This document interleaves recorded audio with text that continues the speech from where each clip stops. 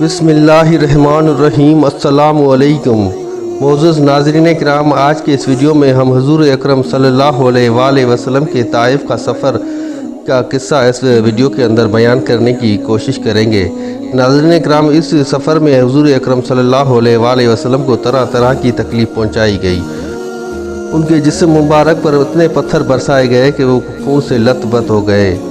اور خون اتنا بہا کہ اس کی جوتیاں مبارک بھی خون سے رنگین ہو گئیں۔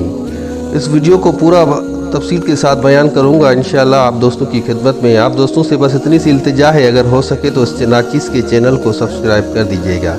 تو چلیے چلتے ہیں بنا ٹائم ویسٹ کے ویڈیو کی طرف۔ معزز ناظرین کرام، نبوت مل جانے کے بعد 9 برس تک نبی کریم صلی اللہ علیہ وآلہ وسلم مکہ مکرمہ میں تبلیغ فرماتے رہے اور قوم کی ہدایت اور اصلاح کرتے رہے، لیکن تھوڑی سی جماعت کے سوا جو مسلمان ہو گئی تھی، اور تھوڑے سے ایسے لوگوں کے علاوہ جو باوجود مسلمان نہ ہونے کے آپ کی مدد کیا کرتے تھے۔ اکثر کفار و مکہ آپ اور آپ کے صحابہ کو ہر طرح کی تکلیف پہنچاتے تھے اور مذاق اڑاتے تھے، اور جو ہو سکتا تھا ان سے وہ کیا کرتے تھے، مگر آپ کریم صلی اللہ علیہ وآلہ وسلم نے ہمیشہ ان کو درگزر فرمایا، اور حضور اکرم صلی اللہ علیہ وآلہ وسلم کے چچا ابو طالب بھی انہی نیک دل لوگوں میں شامل تھے جو مسلمان نہ ہونے کے باوجود بھی حضور اکرم صلی اللہ علیہ وآلہ وسلم کی مدد فرماتے تھے۔ 10ویں سال میں جب ابو طالب کا بھی انتقال ہو گیا تو کافروں کو اور بھی کھل کر موقع میسر آ گیا کہ وہ مسلمانوں کو زیادہ سے زیادہ تکلیف پہنچائے۔ حضور اقدس صلی اللہ علیہ وآلہ وسلم اس خیال سے طائف تشریف لے گئے کہ وہاں ایک بہت بڑا قبیلہ ثقیف کی نام سے ایک بہت بڑی جماعت وہاں پر رہتی تھی۔ حضور پاک صلی اللہ علیہ وآلہ وسلم کا یہ خیال تھا کہ اگر وہ قبیلہ مسلمان ہو جائے تو وہ مسلمانوں کو ان تکالیف سے نجات مل جائے گی اور دین پھیلنے کی بنیاد بھی پڑ جائے گی۔ تو وہاں پہنچ کر آپ صلی اللہ علیہ وآلہ وسلم نے قبیلے کے 3 بڑے جو معزز سردار تھے ان سے گفتگو فرمائی اور اللہ تعالیٰ کے دین کی طرف بلایا اور اللہ کے رسول یعنی کہ اپنی طرف متوجہ ہونے کا کہا، مگر ان لوگوں نے بجائے اس کے کہ دین کی بات کو قبول کرتے یا کم سے کم عرب کے مشہور مہمان نوازی کا لحاظ رکھتے ہوئے تھوڑا سا حجاب کرتے یا مہمان نوازی کی کوئی خاطرداری کرتے،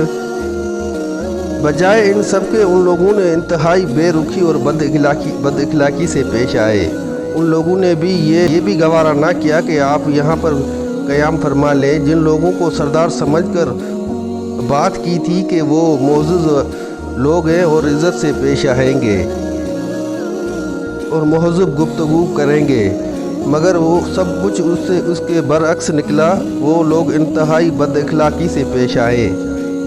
اور ان میں سے ایک نے آپ صلی اللہ علیہ وآلہ وسلم کو بولا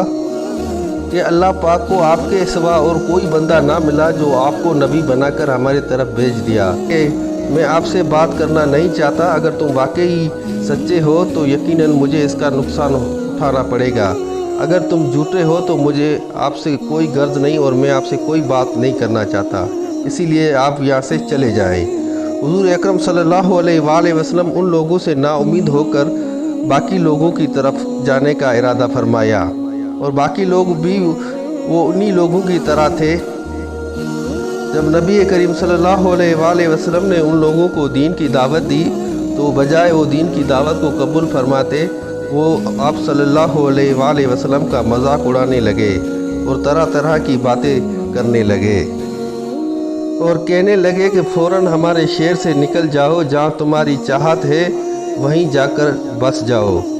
حضور اکرم صلی اللہ علیہ وآلہ وسلم جب ان سے بالکل ہی مایوس ہو کر واپس ہونے لگے تو ان لوگوں نے شہر کے کچھ شیطان لڑکوں کو آپ صلی اللہ علیہ وآلہ وسلم کے پیچھے لگا دیا۔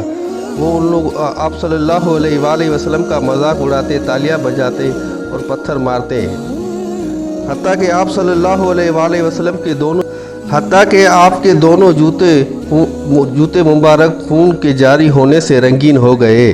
حضور اقدس صلی اللہ علیہ وآلہ وسلم نے اسی حالت میں واپس ہوتے ہوئے جب راستے میں ان شیطانوں سے اطمینان پایا تو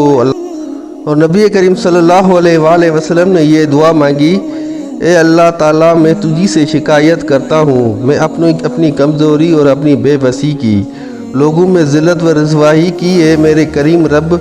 میں اور تیرا ہی بندہ ہوں اور تیری طرف متوجہ ہوں۔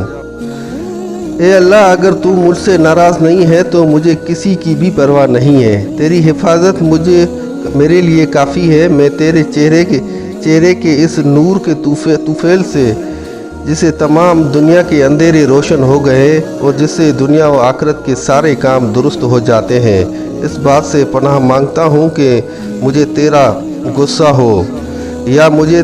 آپ کی ناراضگی ہو۔ تیری ناراضگی اس وقت تک دور کرنا ضروری ہے جب تک تو راضی نہ ہو جائے۔ بس یہ دعا مانگنے کی دیر تھی کہ اللہ رب العزت کی ذات جلال میں آ گئی اور اسی وقت حضرت جبرائیل علیہ السلام کو بھیجا۔ جبرائیل علیہ السلام آپ صلی اللہ علیہ وآلہ وسلم کی خدمت میں پیش ہو کر سلام عرض کیا اور حضرت جبرائیل علیہ السلام نے کہا کہ اللہ پاک نے آپ کی طرف ایک اور فرشتے کو بھی بھیجا ہے